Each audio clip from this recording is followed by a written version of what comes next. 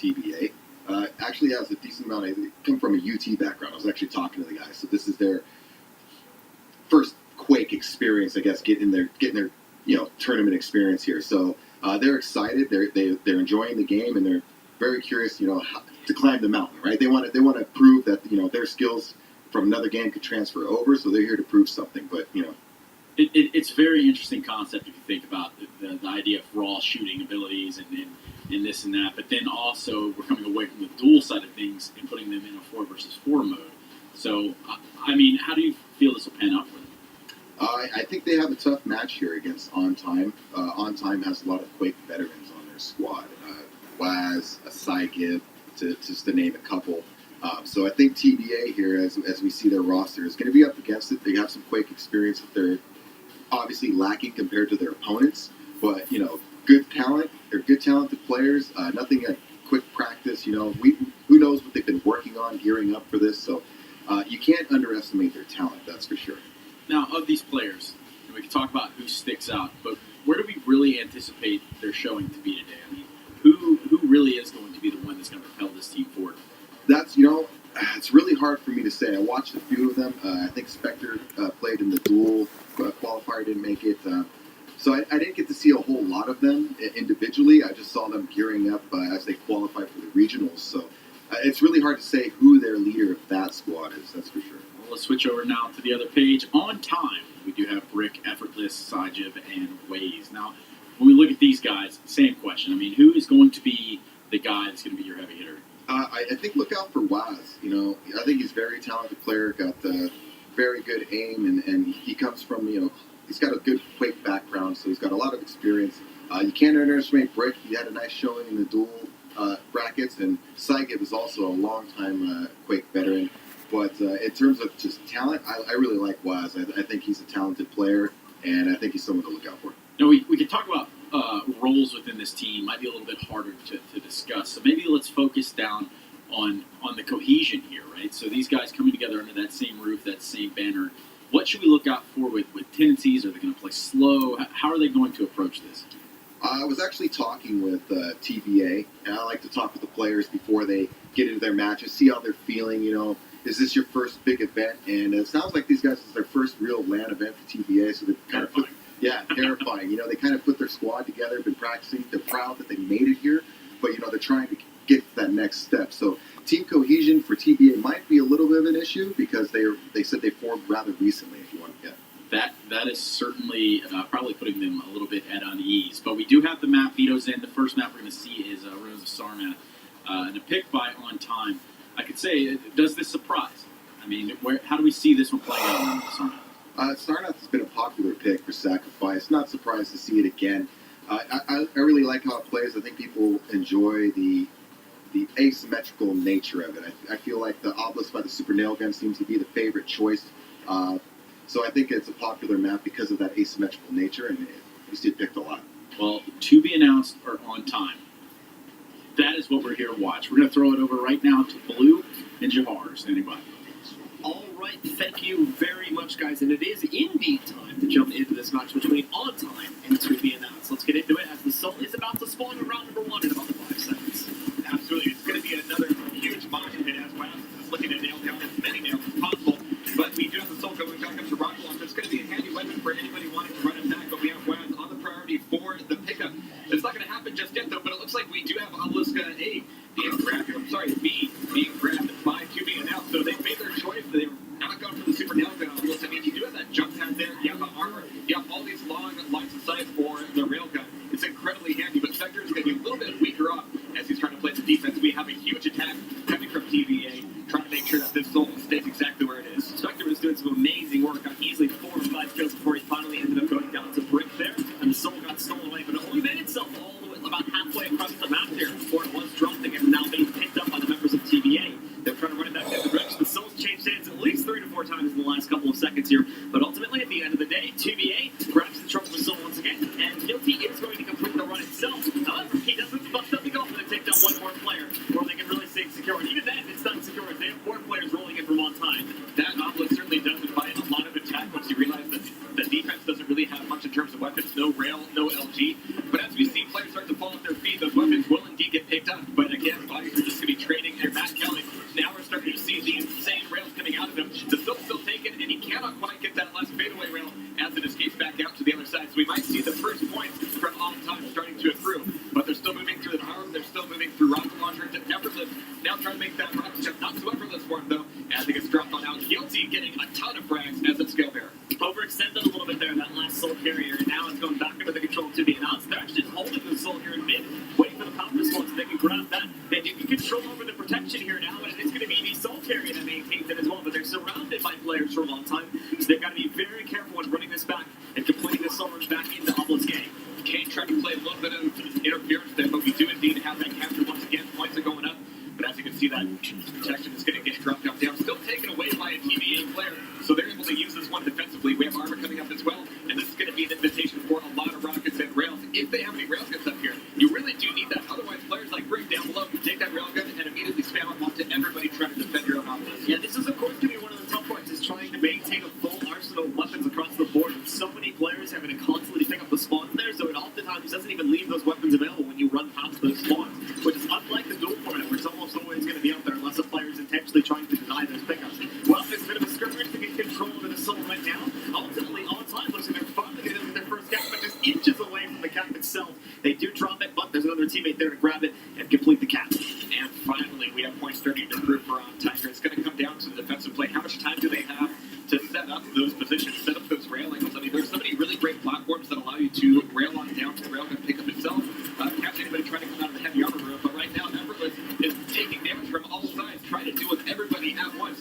Spectre's going to be diving down into the armor room, and this is some place where you can have the game slow down a little bit, but once you come back out of there, of course, everybody's going to be ready for the fight. Spectre moving back into LG or rail, but those stairs, of course, are always such a death trap.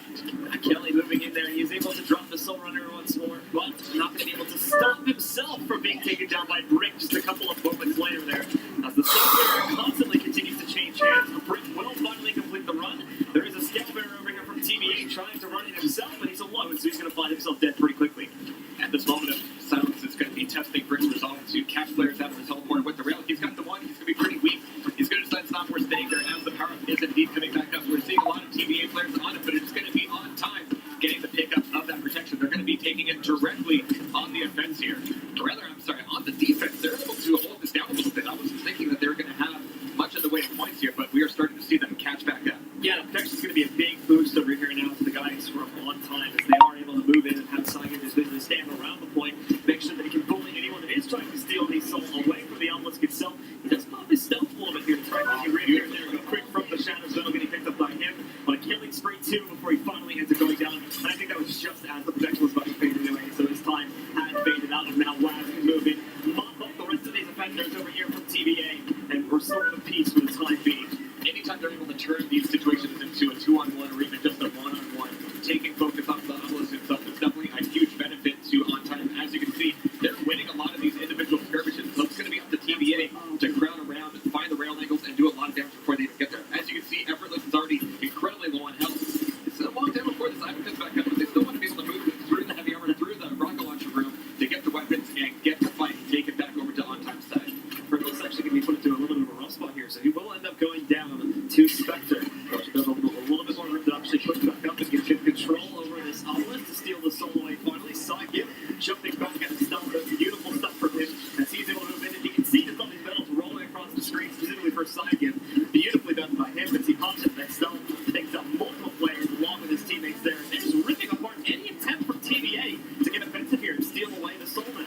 It's like psygib doesn't even need to pop his ghost walk for nobody to be able to see him. Every time we cut to him, he is at some oblique angle, doing a ton of damage without anybody really knowing where he's at, and that is giving them a lot of heads. Sorry, it's giving them a lot of room to play, and it looks like that might even give them the first round.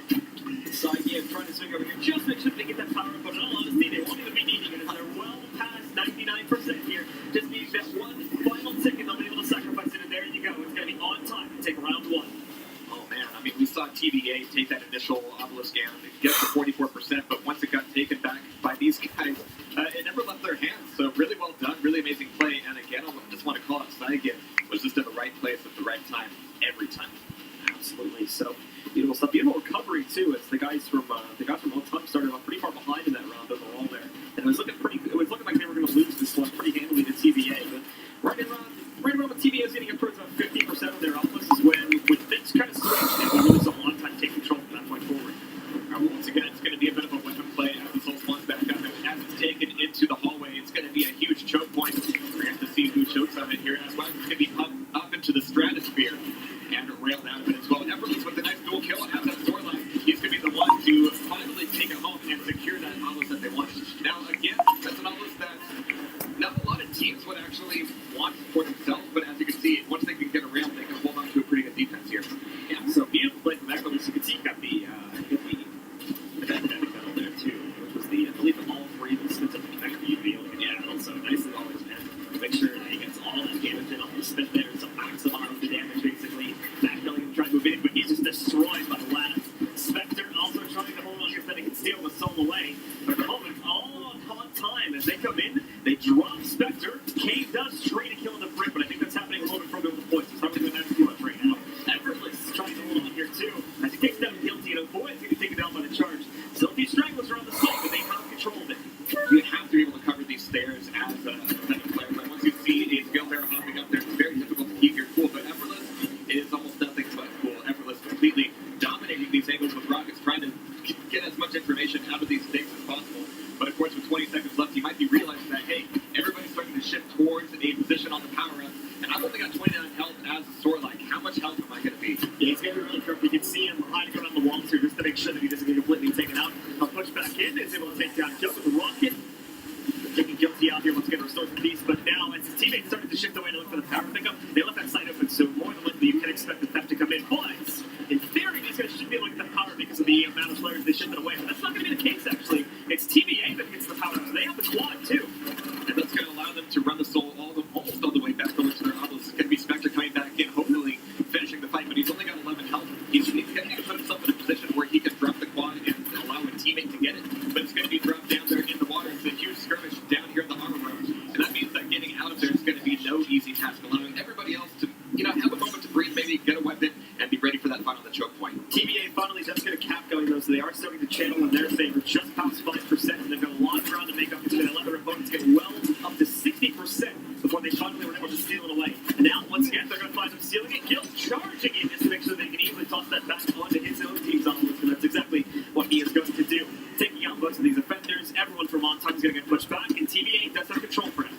And the glacial play from Guilte and the rest of his team, playing as a skill player, you're not going to be getting anywhere fast, but once you get there, it's going to be very difficult to remove you. And Guilte wants to make sure that he's got all these rail angles. He's able to see psygib coming around the corner, take one down, but now he's going to be taking a bit of damage from the top. Brick's not going to quite realize he's there. Are we going to see Choo Choo beat Choo Choo? Not so much. It's going to be TVA still wrecking the points, but man, they are swarming around the obelisk. And now Effortless following his soul bearer, and they are going to be able to take that over to the other side of the map. Unfortunately, everyone from TVA is going to be waiting for them, so they need to try and get through these opponents to get this cap going, along with preventing to recap. Nicely done by Brick, holds his own, but unfortunately up close. Spectre is going to be able to take him back down. The soul is right on top of his team's obelisk. They don't have the cap just yet. psygib is going to use the stealth to break away from this one, lining up another nice rail. Teammate hit one too. psygib just going off right now. Look at these rails from psygib, ripping these players apart. And finally, they get that cap restored for themselves. They're past 70% now. I'm getting major flashbacks to Troubled Waters, both psygib and Brick just rocking with amazing rails, as you mentioned. But now it's going to be Brick in the rocket launcher room, making sure that the play for the power-up is at least somewhat in his hands. He's holding on to a little bit of health, and here comes the charge. It's not going to be an item that goes to him, but it certainly does go to a teammate, which is all you need at the end. So Brick coming back in here with the soul. This should be a really good setup from that whaz. Already has a rail. He's got nail gun to make sure that the stairs are covered as well. We see that Nick's ghost walking, so he's going to leave it up and take down Spectre. Really good repositioning for him. And when you're Anarchy, you need to make sure that you're constantly attacking from a different angle to the front. Yeah, and OnTime can all just fall back now. Look at the defense. They start with another minute and a half. Obviously, the power is still active right now. whaz having it. And whaz again, also going off these rails. The rails overall for OnTime are very impressive as they're up to 99% now, pushing back every single attempt to punish them and steal that soul away. So beautifully done. OnTime holds on strong and consistently in the second round, and they take the first map 2-0. Nice little victory dance there, as everybody's just kind of, chilling, checking their phones, making sure that they're ready for the next one. They're actually looking a little grim here. Like they might not be too happy with it, but you've got to be happy with at least that first map win. It gives you some confidence going into the next one. We're gonna have to see if they have anything to worry about going into map 2. You guys will note all of the different setups that are being used here. Brick with the most dramatic one, having his on and tilted 40 degrees to the left, and then the keyboard on his lap as well. That's something that I think is much more common among Quake players than some of the other games that I've come from, where you only see it once in a blue moon. Yeah, the competition, both in terms of the game and ego between European and American players, has always been a standard. But you do see a few American players kind of picking up on these styles and making good use of them. But again, when you're potentially playing a game for 20 years and you're starting the game with nobody really telling you the right or wrong way to hold your keyboard and mouse, you find the way that works for you, and sometimes that's what you stick with for several decades. And the rumor is that comes mainly from Russian players, I believe. The whole keyboard your lap thing. In fact, obviously I mainly do Counter-Strike stuff, and there's a lot of players there that actually, mainly just Russian players, actually, like the Tier 2 Russian players, a lot of them do that. But actually, when you look like the Tier 1 guys and all that completely goes away. So it's weird. It's weird to say that every once in a while, but then you come to Quake and you see it pretty commonly, because this is where it originated, was this kind of style of playing here. And again, I mean, just you use what you're used to. You find something that you're comfortable with. I know I've gone through a few different setups over the years, and I'm certainly not changing mine now. But a lot of these players, I mean, you can see completely different keyboards, completely different mouse setups, and that's one of the beautiful things about Quake. Absolutely. Everybody has their own way to play, and what works for them may not work for someone else. So we're just getting everybody back in the lobby, guys, and then we should be good to start off on the second map and hop over to that one, see if it's going to be a quick 2-0 for the winner of map 1, or if things will change here, and we'll go to map 3. It'll be the first time today. These maps have been pretty straightforward so far, but on Blood Covenant, we've seen how chaotic that one could be. It is open to either team, but it is going to be TBA's pick after OnTime to take the last map. Yeah, just like Burial Chamber, Blood Covenant having two obelisks that are just diametrically opposed to each other, both in terms of space and spacing. As Blood Covenant has one obelisk, it's kind of similar to the church obelisk in Burial Chamber, where it's huge, it has an open chamber, it has 2 tiers, it has jump pads going up there, and quite a few resources to play with.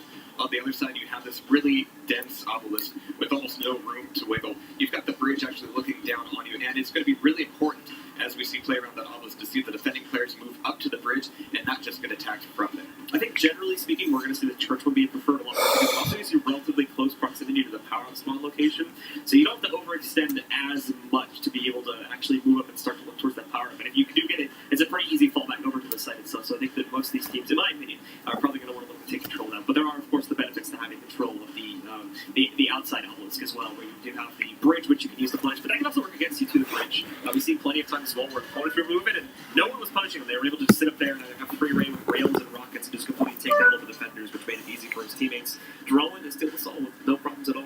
If you're being aggressed on that obelisk, for sure, you're going to have a lot of trouble from the bridge. But if you can get just a moment to breathe and sit back up there, it can give you a lot of extra room, a lot of extra angles, and a lot of extra chance to make sure that map is yours. Yeah, absolutely. We're going to be looking to see some of the highlight players, of course, from that first map show back up again. We had some good moments from Spectre, specifically towards the beginning of his rail, where pulled things off. psygib had some amazing moments as well there. Overall, quite a few players had their highlights and getting, we saw them getting 3-4 kills in a matter of seconds a lot of the time. And a lot of that is just experience that you're seeing. I mean, these guys have railguns in their hands since they were wee lads. And now as they come back into Quake Champions, I mean, the neat thing about this mode is that while you do have a lot of the team play, a lot of the pass of the soul back and forth, once you're set and once you are able to have that soul accruing points on your own obelisk, you can kind of play a bit more TDM. You can kind of set up positions, you can figure out where all the aggressive angles are coming from and punish every single player who comes your way. Well, guys, we are loading into that second map now, so the players are getting ready to get started here. In just a couple of moments, we will be ready to resume the fight here and get to see if we will have OnTime pushing through, taking a clean 2-0 victory, or if their opponents, TBA, will now strike back on their own map pick and allow them to send this over to a third and final map on Burial Chamber. I still want to say that these guys look a little bit stressed out. I mean, it was a very decisive and very competent first map there. I would be thinking that they would be a little bit more jovial, as we've seen from some of the teams here, but man, they're completely stone-faced. Yeah, absolutely. They're all still going to be very focused. Obviously, there's a lot on the line of qualification for QuakeCon. Some of these guys may have missed qualification yesterday for the dual tournaments. This may be their one and only chance now to actually make it into the QuakeCon main event and go for that very big $300,000 prize pool for first place at the main event, happening a little bit later in the month. It's cruel to remind players of this, but not everybody's going to be going to QuakeCon this year. I mean, we have a lot of people here in the studio who, this will be the last time we see them before QuakeCon. Absolutely. Same for the European guys. We saw them playing out earlier, of course. They have their own qualifiers. We get some very well-known names among the esports community playing the European qualifiers earlier, so that was good to see some of those guys showing up. having some fun there. Absolutely. And a few players who actually haven't competed in a long time. And that, again, is a great thing about Quake Champions, bringing a lot of people together. But as we come together right now on this next map, we're going to be following whaz out of the gate, getting a pretty decent spot, one that gives him a bit of breathing room. You can see literally everybody else is creating some distance here, and it really looks like OnTime is creating this wall between to be announced and the soul itself. So this should be a pretty clean grab, but no, once you realize that Skill Bear is going to be the one getting it, you just best get out of his way. And that Skill Bear is on a bull rush, no pun intended, over towards the preferred obelisk for himself and the rest of his team. And that is going to be what I was saying earlier. It's going to be the church obelisk, because they didn't choose to go for this one. They have close proximity to the power-up. It's a little bit more easily defended. There are a few more rounds into the site itself, but as long as you're paying attention to those, it is a pretty straightforward. It's mainly choke point focus, so it's not as easy to get into this site and steal the soul away. Yeah, like you said, very similar to the Burial Chamber here, but at the same time, that distance means that you have that much longer to run, and that much longer where you can get railed in the back. So you've got to be incredibly nervous every time you're trying to get the soul back over there. But it's escaping, it's out. We have an Araki running the soul and psygib right now as that Nick's trying to play a little bit of interference here. And it's going to be working out as we have OnTime finally getting a grab of a few points on their obelisk. Effortless trying to move in there and get some aggression going, as now their opponents have stolen away the soul, and they've been unsuccessful. Psygib pushing back in, trying to prevent the soul from getting tossed away. He did take down the initial carry. In fact, actually, whaz is getting most of those kills. Brick, too, getting another kill in there. 3 quick kills to knock it out. With that, they retrieve the soul. It was only stolen for a few seconds. They're only a couple % away now from actually tying up against what TVA already channeled on their initial count. But they have to stop this contention, as otherwise that is going to slow the progress. Kane coming in here with the Ghost Squad, trying to delay it a little bit sneaky to try to sneak that soul away. But Psygib is up on top of the bridge and playing that defensive game and making sure that nobody's going to be getting anything for free. But of course, frags here are incredibly important. You do have 5 seconds between respawns, and when they do respawn, they're likely going to be spawning in front of you if you're trying to run the soul back and forth. So you've got to time your attacks and your runs to the map very carefully.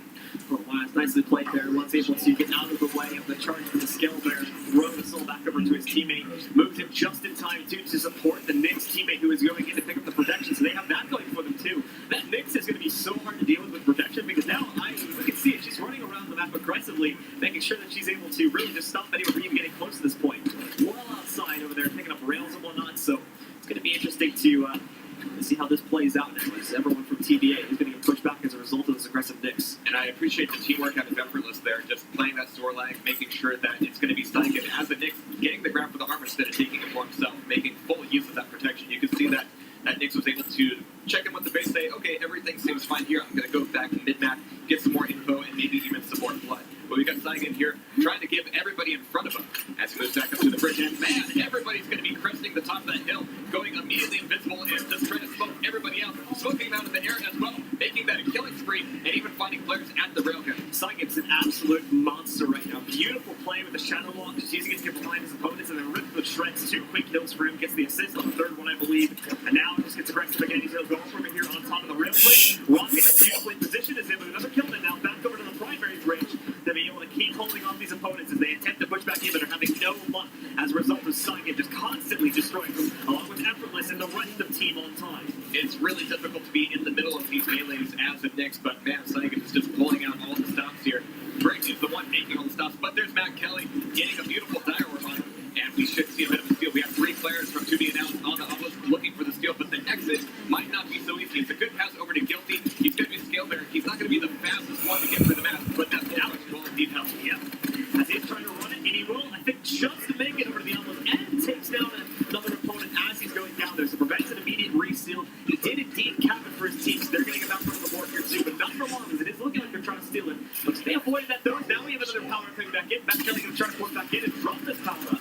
As it did get dropped onto the ground, I'm unsure as to who exactly picked it up there, so we'll figure that out in a second. Well, power for not Guilty. Well, there we have it. It's going to be Zorlag with protection, but immediately taken down by Guilty. Effortless had a bit of trouble there, but there's the pass back up to the bridge. Make that take 2. It's good this time. But we have Guilty maybe running a little bit of protection down below. We're going to have Effortless back over to the rail, hopefully finding an angle to make sure that they can get these last 2 points on their obelisk without any effort.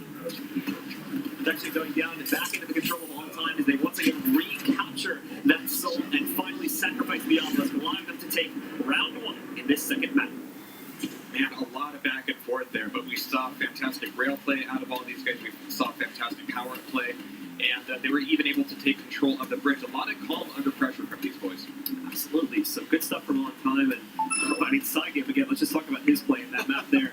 The really great stuff from the Knicks perspective that we were seeing there, especially when he was able to get the protection and really get aggressive and push back out. And that beautiful shadow walk play that we ended up seeing at 1.2 as well. Look, we're going to start it off on another shadow walk play potentially from psygib here. He's going to move in, hunts down the skill bearer, and that's their main strat too. That's actually really good. This one's great interference, and it has to make it forces them to make a second play now to get initial control over the soul.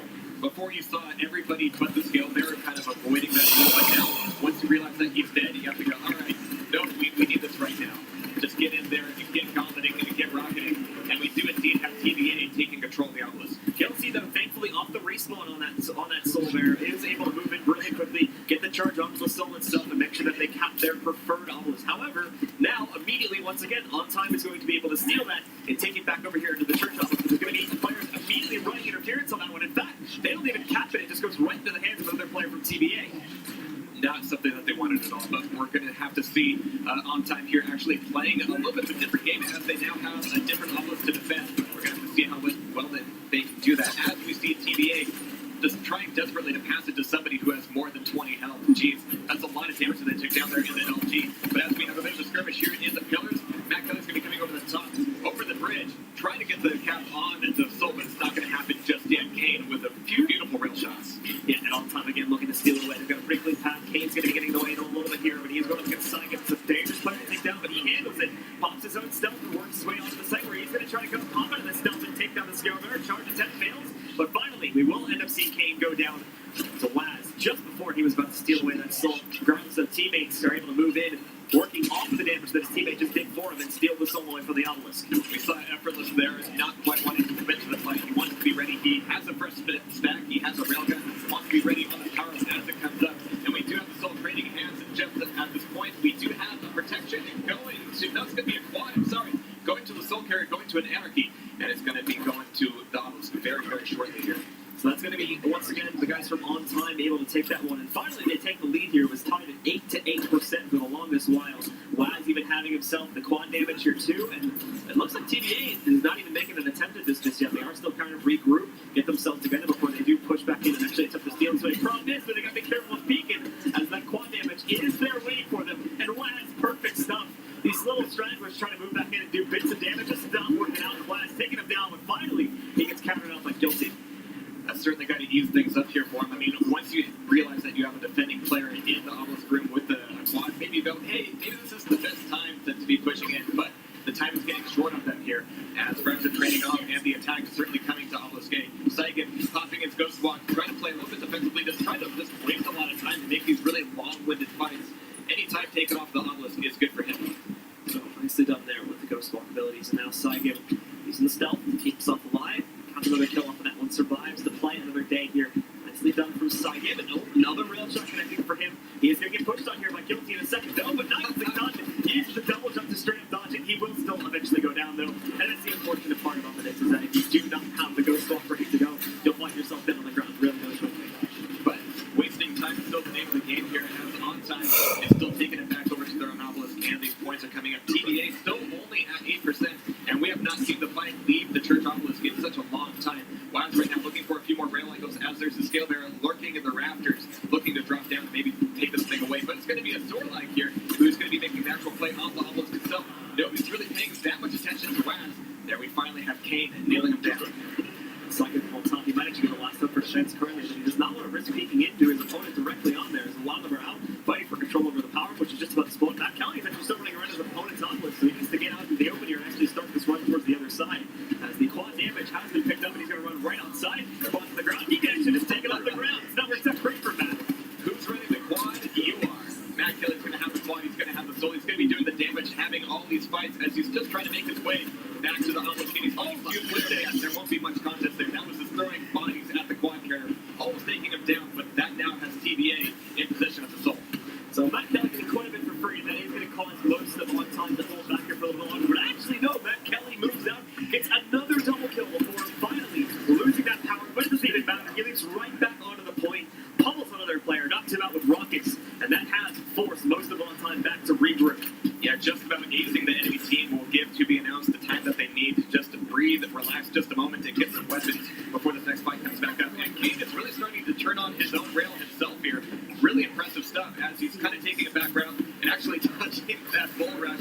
And down here at the armor course, there's going to be a lot of bodies falling as the Soul Trade's hands break. It's going to be over the top, going back in very soon. But whaz just wants to stay at home safely, keeping the Soul in their possession. whaz managing to cap it there at the very least, so it's taking up progress for OnTime here. They're less than 20% away. Great stuff from whaz there as he's taking down players on the move. Finally gets knocked out by Kane a couple seconds later. But psygib, again, saves the day here with some clutch kills. He's got support from his skill there, sitting up on top there too. But the Soul Egg is actually going to cause some trouble. They do steal the Soul Egg, gets tossed off, but they're going to be able to catch that and recap here in a second. Now, once again, pushing up toward that 99% marker. Well, the very, very close here for psygib and crew as they're looking for these last few points on the obelisk. And this will indeed potentially give them the series, give them the advancement in the bracket, and there it is. And nicely done from the guys on OnTime. They're going to take it a flawless run there, 4-0 across both of their maps, and they take the series 2-0. So they will be pushing onward, as you said, into the next stage of the bracket here. But it should just be one more match away from qualifying the QuakeCon. They still look very stone-faced. I mean, I see these guys late at night, and they are some of the loudest players here. I think they would actually be competing with Team Johnson in terms of how rambunctious they are. But as you can see, when it's crunch time, it's all serious business. Absolutely.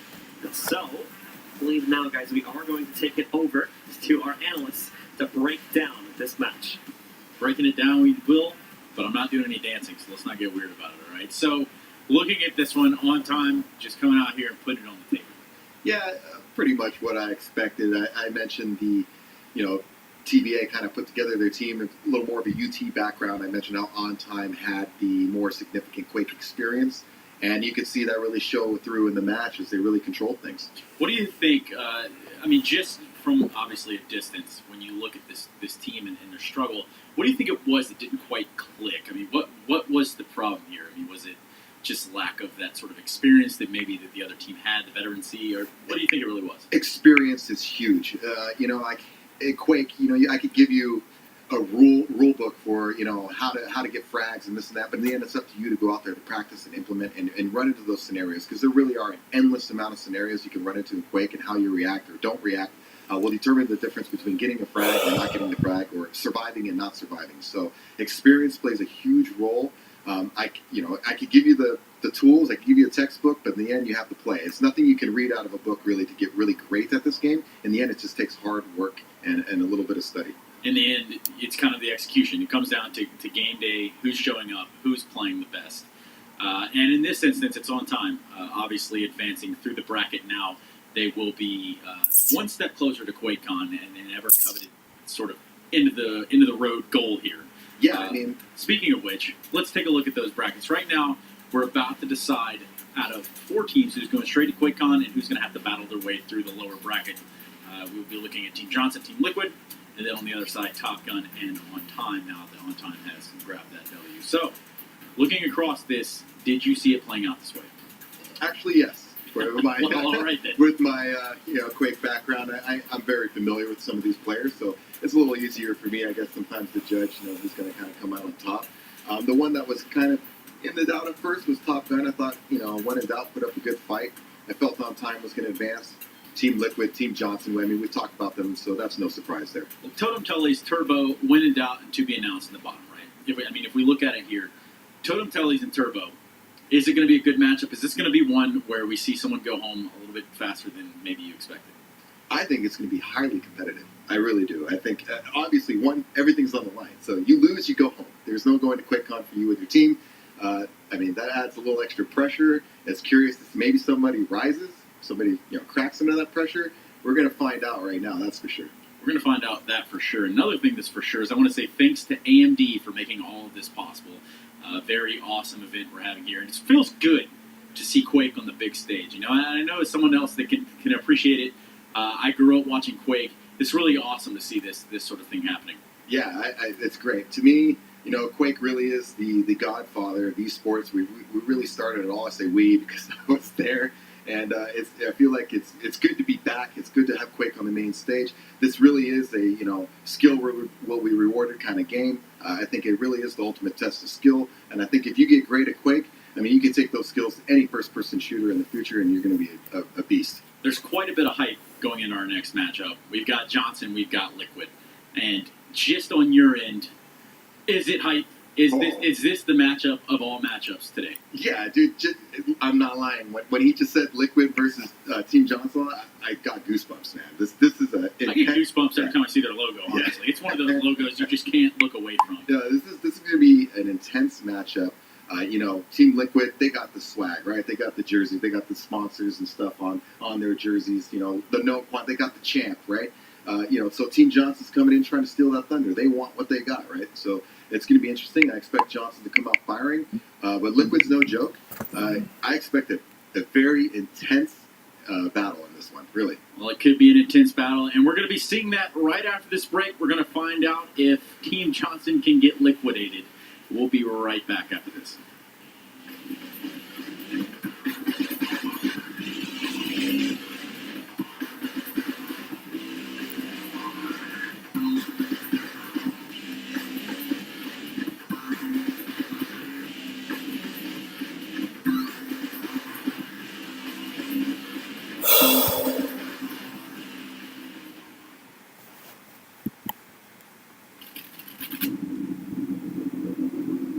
Making maps, I believe, is the best part of video game design, because map design is where the rubber meets the road in design. It's what people experience. It's what people play. So if you play Quake Champions, you can see that we borrowed a lot from some of the levels that we created almost 20 years ago. One thing we did early on in the project was try to find out how we could replicate early Quake 1 maps, but with a modern visual style. They look amazing. They feel like you're in a space, in a world that's engaging, it's fun to play in. There is certain things that you can build in every map that if you add those elements, it will probably be a good map. We have room for a player to build up speed, to watch attacks, kind of sneak around. The distances are good, the combat spaces work. One thing we do is have very vertical environments, so that you always have to be aware of your surrounding, and it's very twitch-based. Combat will come at you really from any direction. Every room is identifiable, so it feels unique, so you can always know where you are. So when you're in a Quake level, you know it. It's not a corridor shooter. It's not a city block somewhere in the desert. It is a true over-the-top moment. What makes a good Quake map? It feels like Quake. There's no real scientific definition of what makes a good map. It's really a gut feeling. You're just gonna know.